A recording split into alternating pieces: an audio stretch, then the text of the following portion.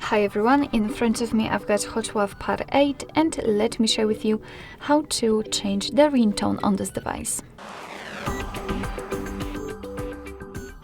So let's start with opening the settings. Let's tap on it, and then in this left section we have to scroll down in order to find the option sound and vibration.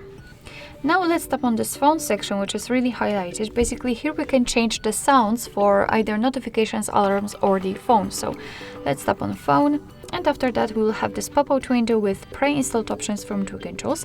At the top we've got the option none, which means that your device will not use any kind of sound to notify you about the incoming call. Or on the other hand, at the very bottom of this list we've got this option add ringtone, and basically your device will allow you to pick something which you've got downloaded, for example, from the internet.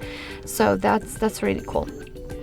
In order to listen how the particular ringtone sounds, you have to simply tap on it, and let me pick maybe on this, Thrilled Free, and that's okay.